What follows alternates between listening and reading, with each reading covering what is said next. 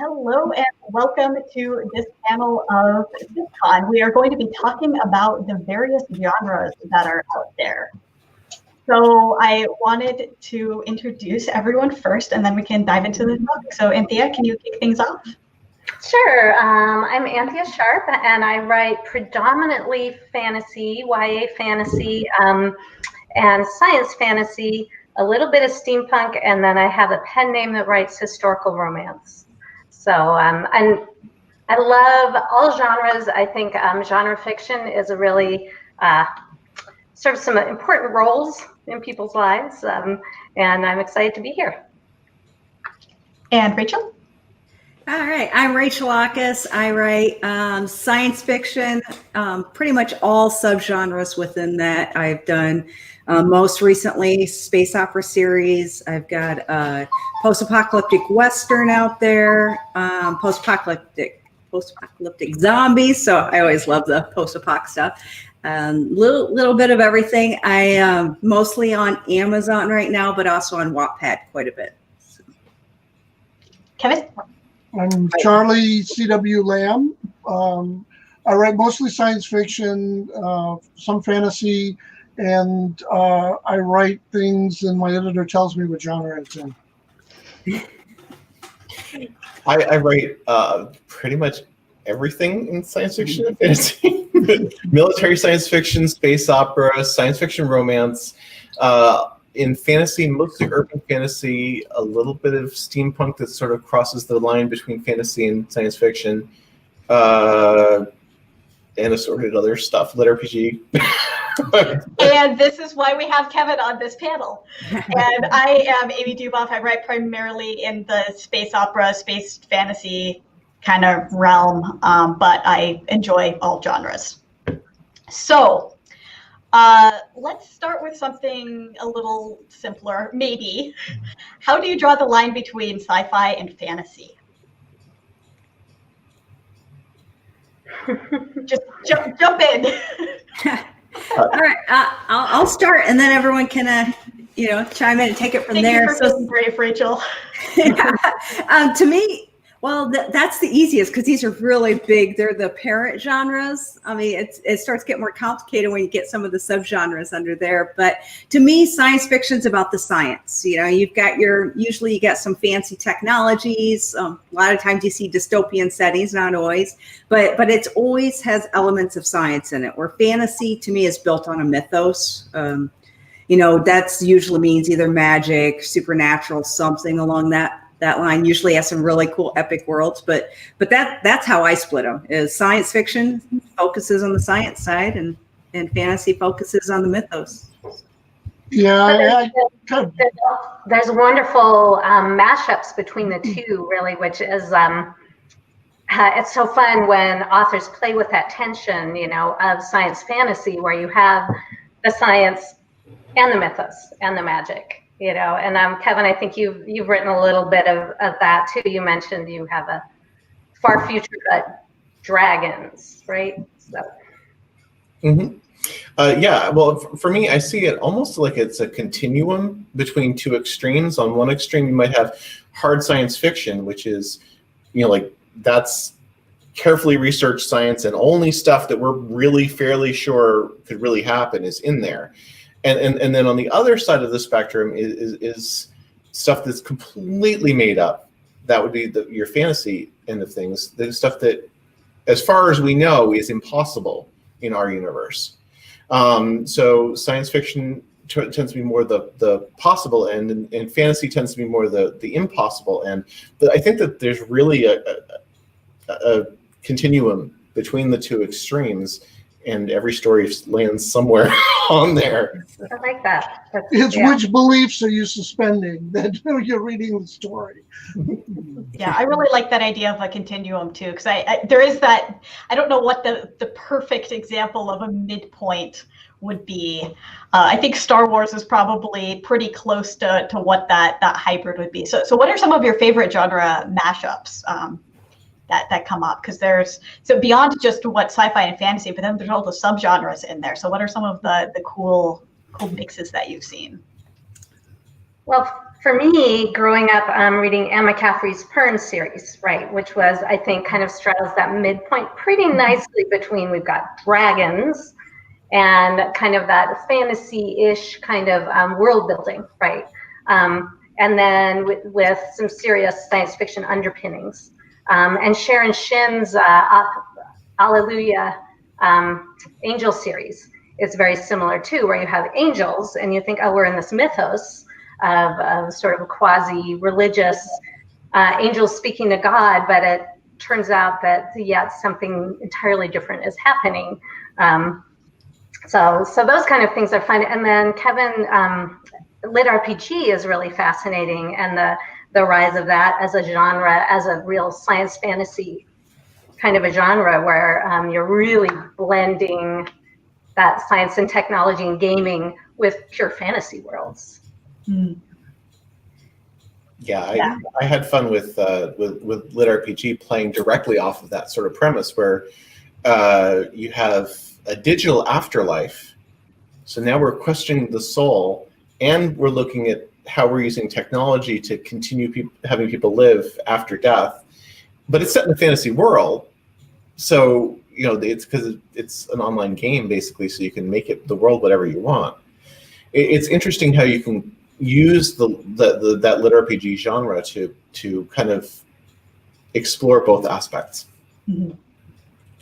Yeah, was it Netflix that did that show Upload about the guy who died and they uploaded his essence into the system and you can pretty much do whatever you want in there.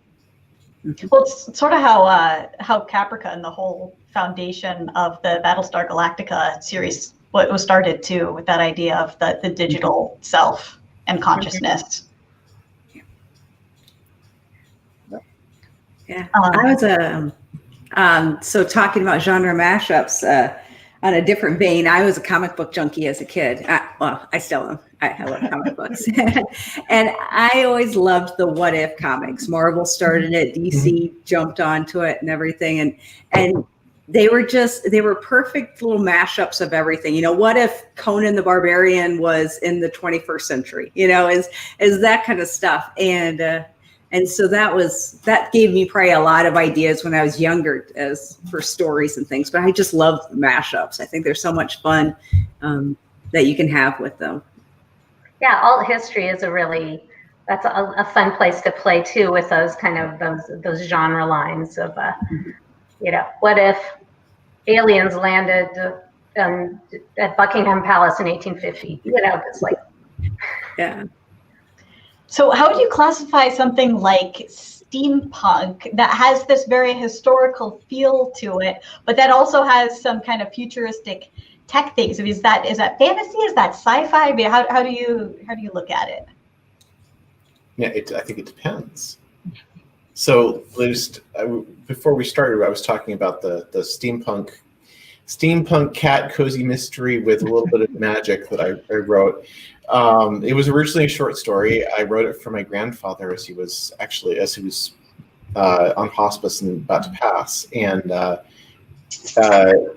expanded it into a short novel and gave it away to my readers in October. But it's a little bit of both, and so I've got the kind of magic crystals that are powering the steampunk technology, and I've got a demon showing up at one point, and so there's definitely a magical end of that. And some steampunk does tend to shift more toward the magical end. I'm thinking of that Amazon show, that sort of a steampunk setting, creatures, fairy creatures. Right. Carnival Row. Oh, Carnival. Carnival Row. Yeah. And within that steampunk genre too, you have like that slider or continuum, like you were saying, and like into gas lamp fantasy, which is more on the fantasy side of things, and then you can slide over to like diesel punk, which is more sort of World War I, World War II era kind of. What if you move that? And then you have flintlock fantasy, which is what if you have like magic, but with guns and the Old West. And yeah, so it's Lindsay Roker did that series with the dragons and the steampunk and the dirigibles and stuff as well. Yeah, there was a tabletop RPG back in the 80s, I think, 80s and 90s, called Space 1899, and it was just working around very Jules Verne style technology, which was science fiction. That was science fiction back then, and it was working off the idea that space wasn't a vacuum; it was the aether, and you could fly ships through it and stuff. So, it's based on science that we've now disproven, but it's still based on science. So is it science fiction or fantasy? Well, Edgar Rice Burroughs' Mars stuff. I mean, that's all science fiction that we've disproven, but it's certainly, the whole concept of traveling to another planet, meeting an alien race, the whole bit, just nothing based in fact anymore. Hot green skinned ladies, Yeah. The jungle. Do you guys think that the genres have become, like, there's more granularity now? Like, it used to be that it was all just this great big umbrella of, like, science fiction, fantasy. Like, I wonder if the conversations and the kind of the way that we as authors and as readers approach genre has changed since those days of, like, I blame Amazon because, quite frankly, I think the desire to dominate a genre so that you can increase sales kind of wants you to subclassify in that regard. Whereas I don't think people really cared so much before for the labeling, but now you want to see that #1 sale in steampunk Dragon Cat. Yeah, absolutely. I mean, like, thinking about it back in the day, you walked into a physical bookstore and it's science fiction and fantasy as one big umbrella. It's not even broken out into sci-fi and fantasy. But now you go to Amazon and you have the overall category, but then it goes down into, you have your colonization thing, and you have your space opera thing, and you have your military sci-fi thing and adventure. And so you have all of these subcategories, and then you start trying to maybe target your books in there. Yeah, and it would have been written to fit those anyway, but now maybe you're trying to target that. And then there's, I think, some rampant miscategorization that happens because of people trying to hit a bestseller list, and so they're labeling it. So, what are some of the books that you've seen that are you look at the cover like there is no way that's a steampunk one? So not naming titles, but what are some of the categories that you think are perhaps the most abused in terms of people calling it something that it's not, and then what are the actual hallmarks of that category in your mind? I see it happen to cyberpunk a lot because that's kind of a narrow subgenre, and I'll see romance in there, even erotic romance and those kind of things, and that's not what cyberpunk is. I mean, you could write a cyberpunk romance, but the books I see in there aren't like that. So, and that subgenre didn't even exist until Neuromancer came out. So it's maybe 40 years old, maybe 50 years old now. Yeah, I was told that Blade Runner was kind of the cutting edge for the cyberpunk. I mean, as kind of the standard bearer for things in that category. Yeah, that's definitely a good cyberpunk story. One of my favorites. You could think of The Matrix as it. Right. Yeah. Well, I think part of the issue is that, like, every category is additional visibility, and authors and publishers are given up to 10 categories. So, surprise, surprise, they want to be in all 10 categories. And if your book doesn't fit into 10 categories, but you still want to be able to show up in 10 categories for the visibility, you just shoehorn it into something that looks more or less reasonable. So we end up with, like lots and lots of sci-fi romance sitting in the space opera section, for instance, stuff like that. Or the lit RPG and steampunk, which is kind of strange. Actually, I will be completely honest. No problem. I was just saying, I have no idea what lit RPG is. My understanding is it's writing in a role-playing fashion, but I know nothing of the genre, nor nothing of the characteristics of what that is, the expectations. Simplest form is it's portal fantasy that it involves RPG, Dungeons and Dragons, or something similar to it, style leveling and progression for the characters. And then within lit RPG, there's a whole other subset. There's core, there's cultivation, there's, it goes on from there. So it's like, again, that granularity, you can get really deep. But I think and there's been a lot of discussions in the lit RPG circles about this too, of game lit as sort of this overarching umbrella of the genre, and then lit RPG tends to have things like statistics actually in the books, level tables, and game notifications when a character gains skills, and as if you're playing a game, those things happen, as opposed to I write a game lit series called the Phalanx series, which is a computer game as a portal to the realm of fairy.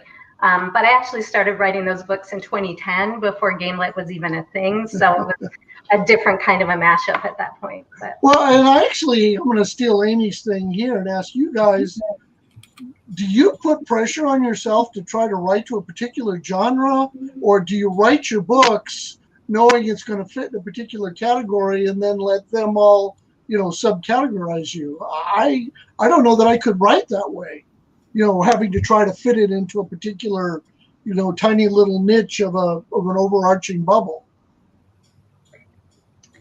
Well, there's the right to market kind of writers who are trying to do that, and then there's people who just write what they love.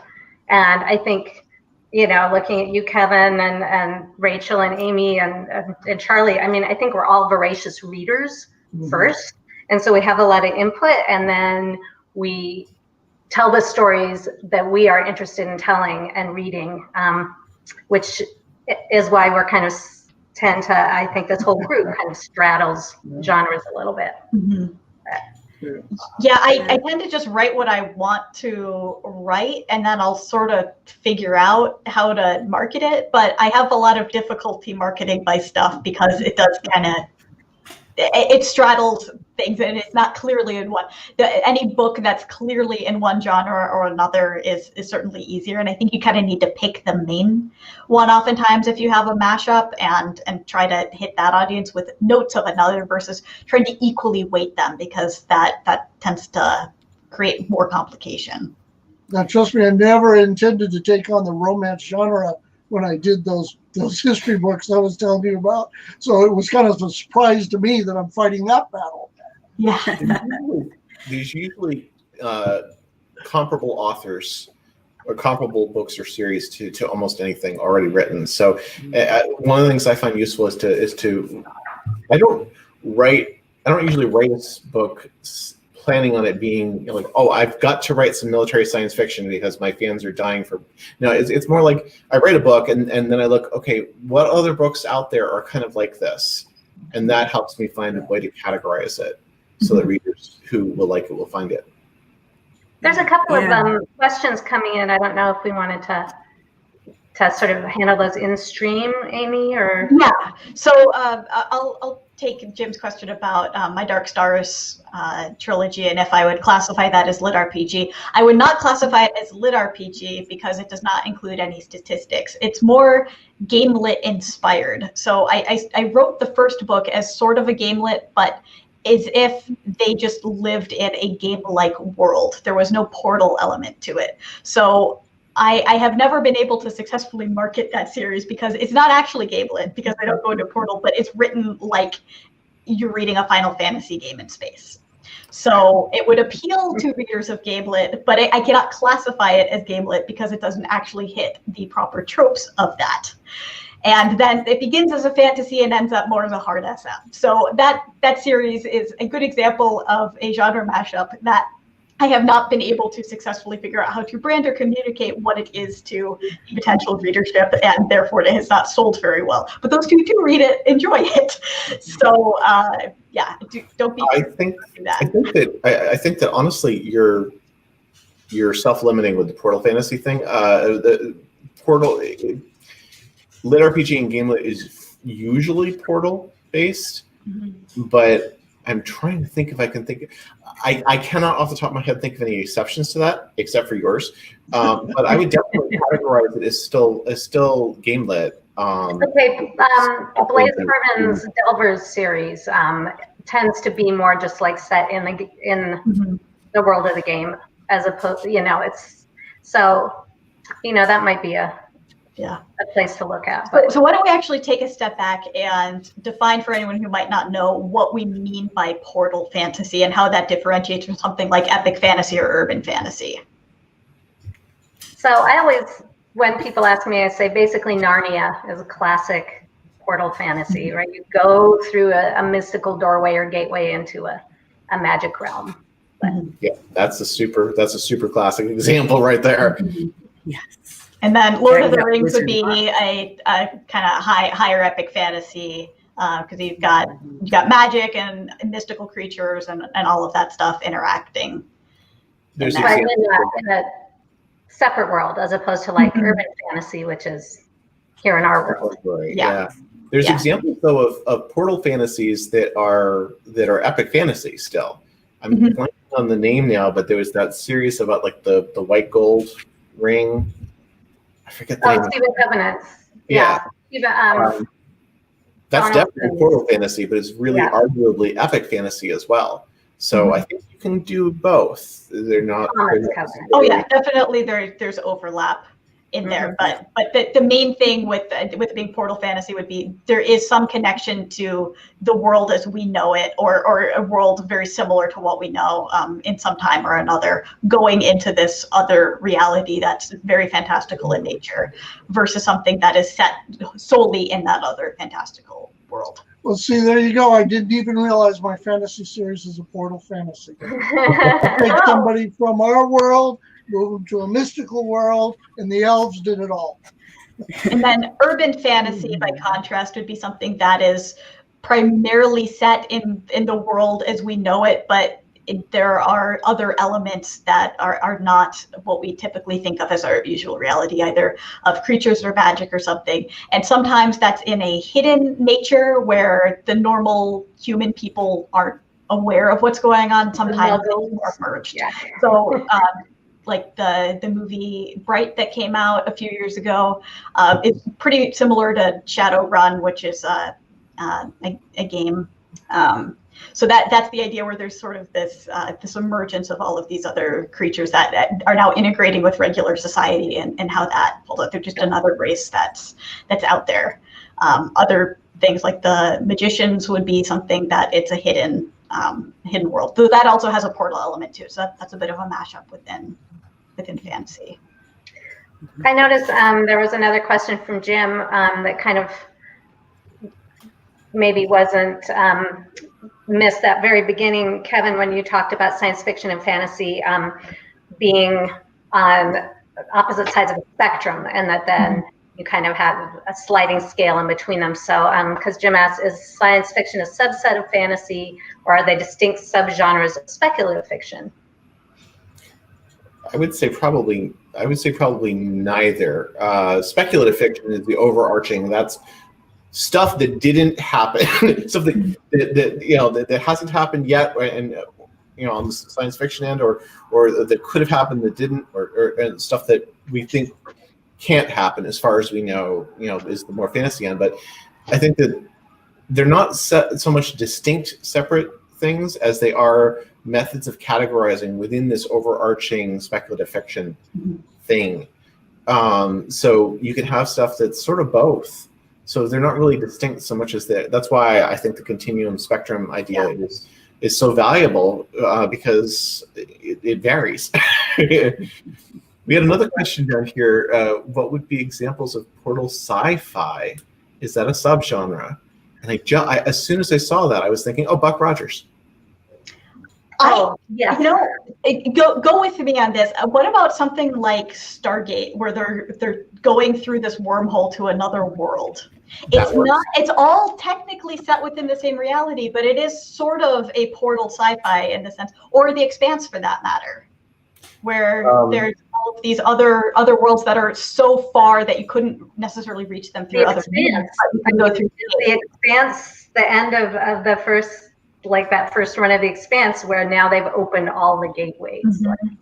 So one of the things about portal stories that tends to be fairly consistent across most of them is the inability to return. can't come Well, back. Narnia, though. You can't come back under your own power. Like in Narnia, they always had to complete whatever they had to do before they went home again. Farscape is a better example where, he traveled all the way. It's really old. I know you might not be old enough for this, but he travels all the way across the known universe in the spaceship is part of an experiment. Now he can't get back. Yeah. Stargate is sort of almost Portal Fantasy, but Stargate Universe, where they gate across to this ship that's in another galaxy, and they can't get home. That one I would say it would be firmly into the Portal section. I could see that. So the original movie then, when they didn't have the return device would be, but I guess the mechanism would still be there, though it suppose in universe, if they were to continue on with it, they eventually would have maybe figured out. That's sort of Portal-y too, I would say. Yeah, I would say so, yeah. Okay. Yeah, I like that there's a constraint on it not just being a free two-way thing. So otherwise you just have a teleporter or that. Yeah. Or just a wormhole, and it's not the same. Yeah. Otherwise, every time the Starship Enterprise beamed a crew down to a planet, you're looking at a Portal Fantasy. That's true. Yeah. Lost in mode Space. of transportation. Lost in Space actually had that same piece where they were gone and they were trying to come back, but weren't able to. That I remember anyway. Weren't able to successfully return. Yeah. Quantum Leap. Yeah. It does feel like there is more Portal Fantasy than Portal science fiction out there, at least when it comes to being made onto the screen as television and movies and so on. It's a lot easier to see that because you got the Wizard of Oz and you got Peter Pan. In science fiction, one of the most common ones, though, is time travel stuff. Anytime when you have somebody, time traveling or thrown into an extremely unfamiliar situation with no way to get back, like the Buck Rogers. The Sylvester Stallone movie where a demolition man put to sleep and wakes up in this very different world. I think you end up with a lot of things like that where the person is from someplace else and has arrived in this new place and really can't return. Essentially Portal Fantasy, but Portal science fiction. Yeah, John Carter of Mars too would fall under that. Or like going backwards, like Connie Willis's Doomsday Book, where the protagonist goes back to the Middle Ages, and it's which is kind of science fiction because it's future set enough that they have the technology to send people back in time. So. Versus Outlander, which is magic sending her back in time. Yeah. Right. Yeah, Terra Nova, the short-lived Fox series, would kind of fall under that too. It being a one-way trip for the people to go back there is sort of portal-like. The 1632 series, all that stuff are excellent examples. What's that Sterling Voyager, which actually sort of qualifies. It does. Cage Baker, that's straddles the line too.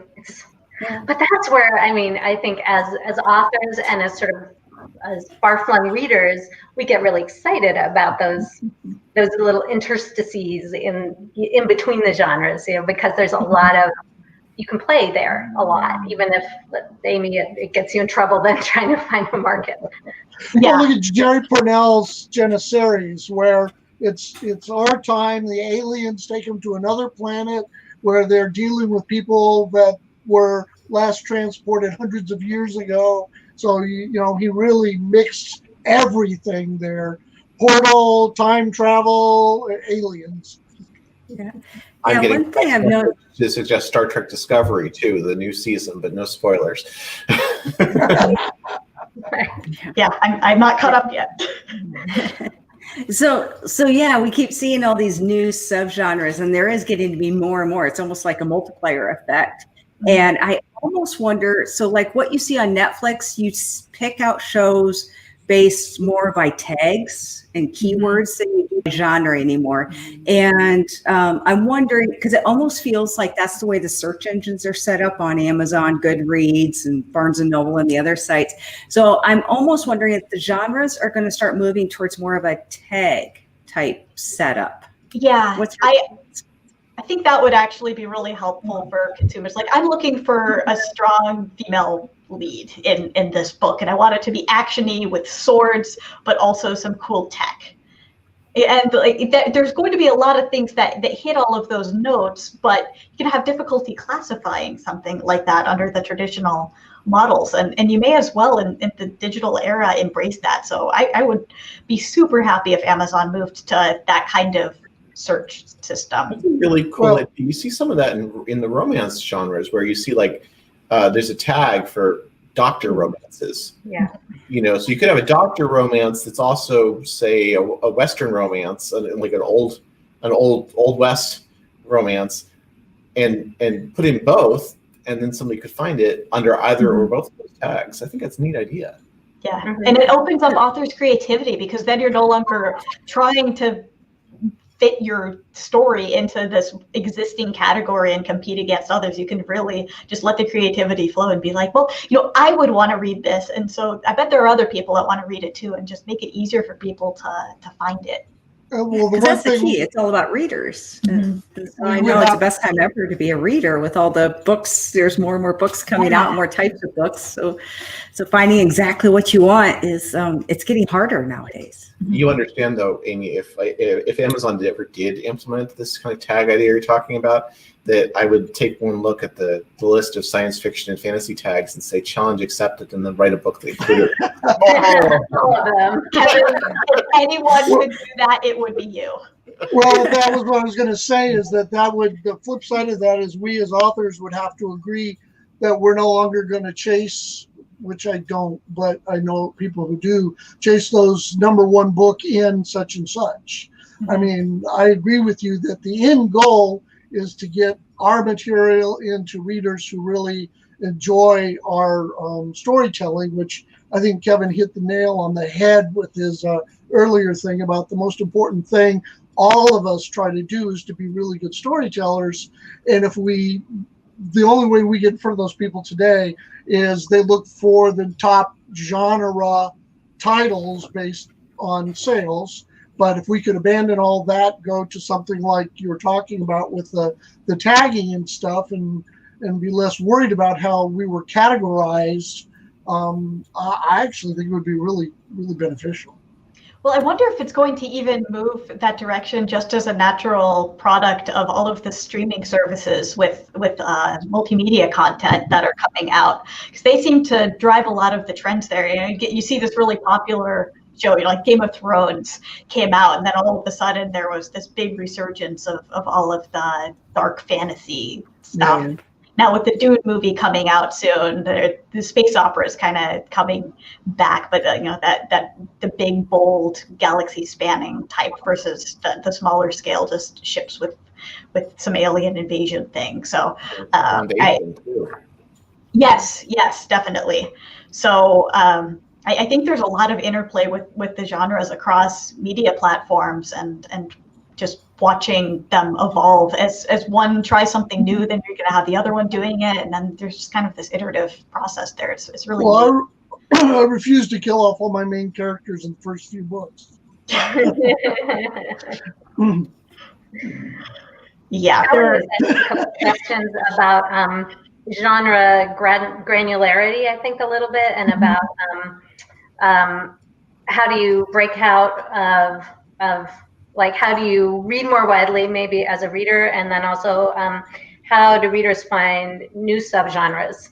Like, how do you? And I think that's maybe one of the dangers of getting super granular subgenres, is that people just go into that little spot and then just stay there, and maybe aren't as exposed to the kind of the bigger pictures, the mashups that are happening, things like that. So how do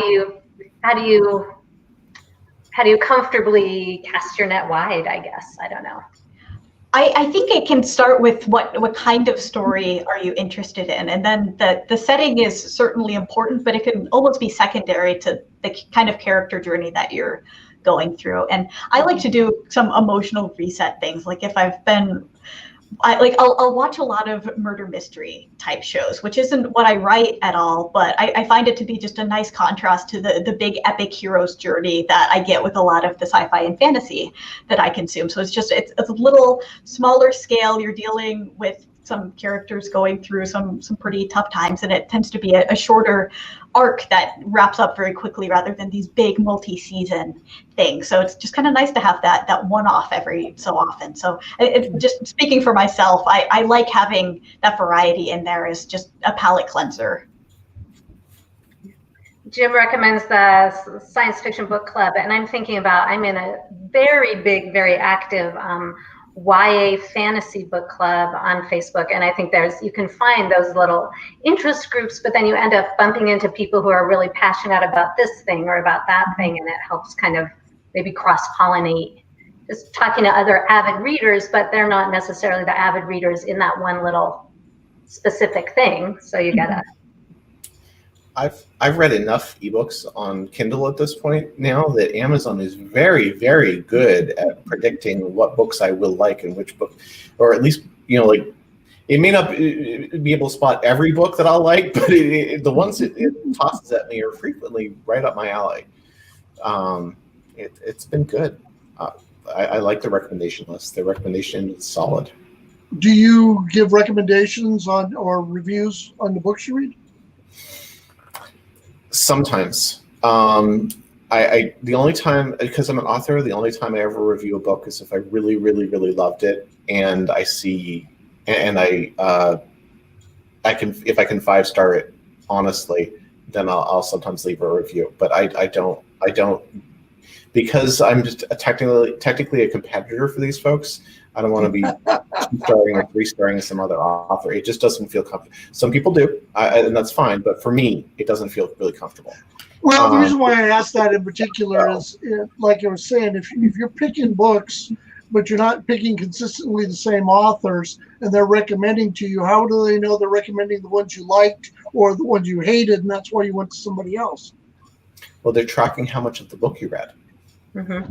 Well, you're just diligent. You finish it before you judge.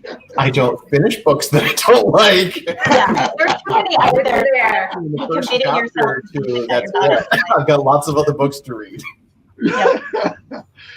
I hate to say that, but since I've started writing, I read a lot less. I have another full-time job. The books I do on the side, between writing, work, and the family, reading for fun just doesn't. If I can get 2, maybe 3 books in a year now, I'm lucky. It's kind of sad in that regard because I used to read lots. My wife is still trying to give away books that I have in boxes.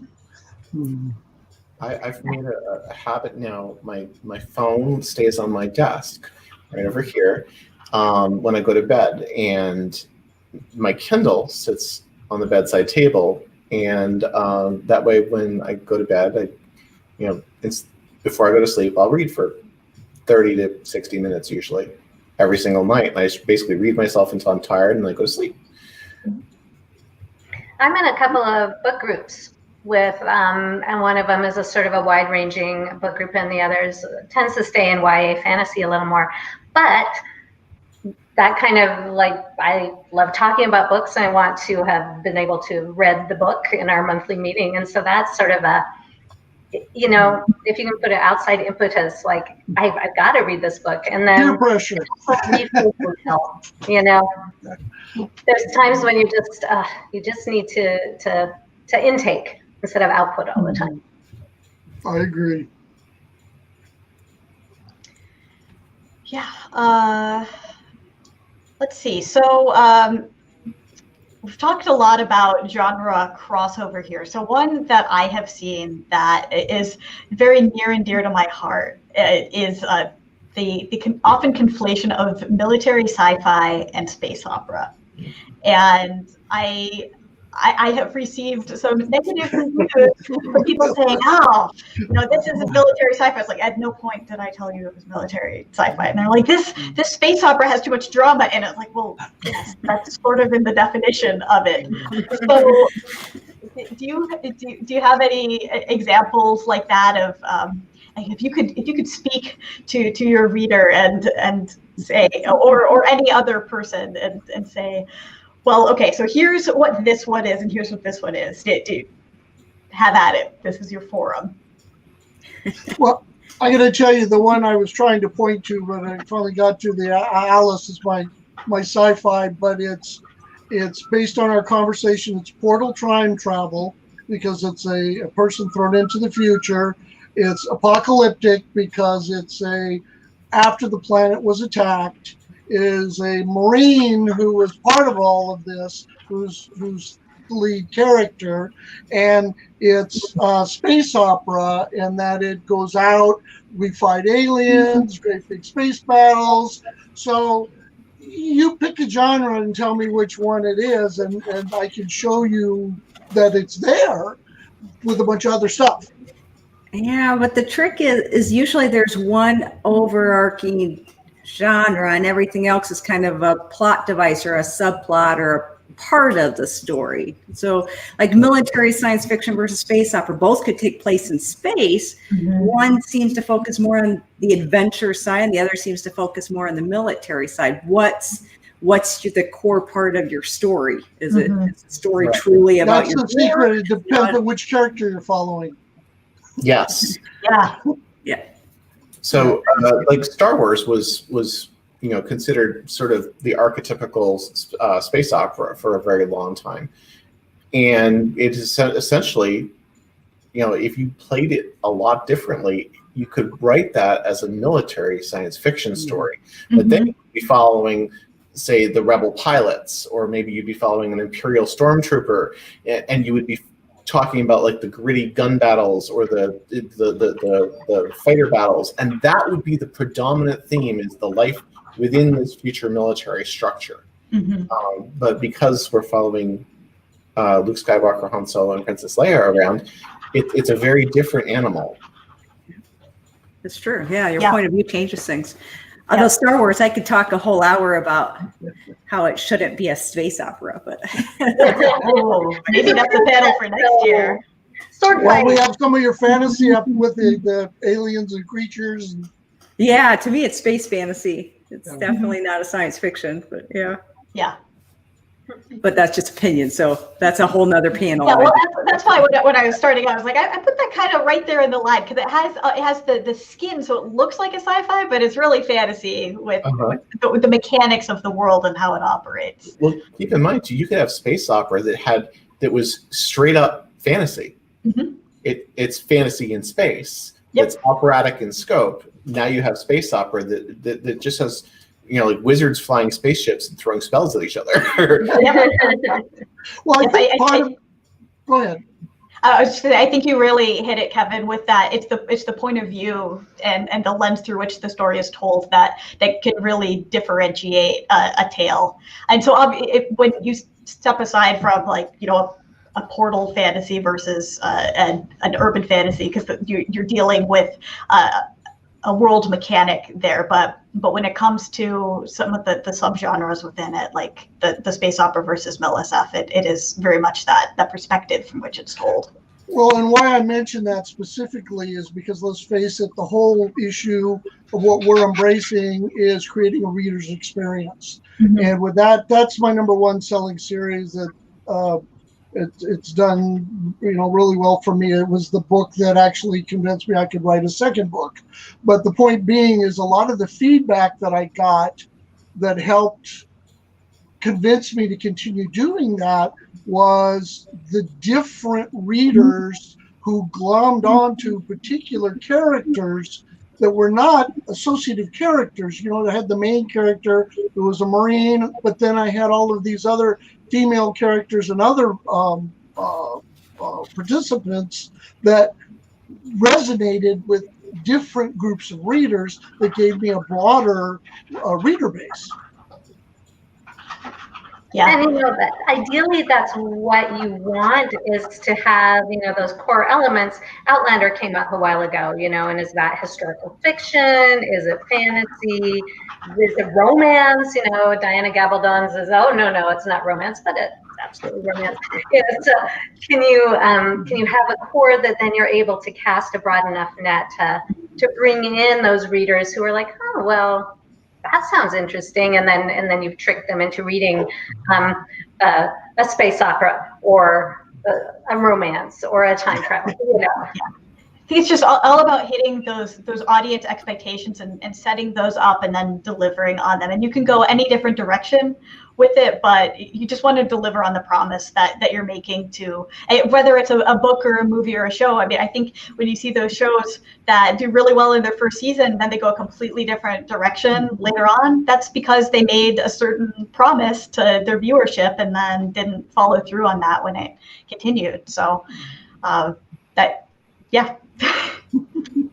So delivering on your promise, regardless of genre or subgenre, Yes, you can mash up as many different things as you want to, but just set those expectations up front. And then meet them. Yep. Yeah. Back to Kevin's thing, good storytelling. Yeah, Yeah, that's really paramount over anything. It doesn't matter what skin you put on it. If you don't have a good story in there and you don't have characters that people care about, then it doesn't matter. The rest of it's just what makes it even more fun, but you need the solid bones. So why don't we go around and give some final thoughts and let everyone know where you can find. So why don't we just work our way down the screen, starting with Anthea. So AntheaSharp.com is my website. You can find my books on all the retailer platforms, although my Phelan series is currently hanging out in Kindle Unlimited at Amazon. So it's having a little playtime there. And if you are interested at all in historical romance, you Outlander romance readers, AntheaLawson.com is my romance name, and you can follow me all the usual places as Anthea Sharp at Facebook, Twitter, all of that.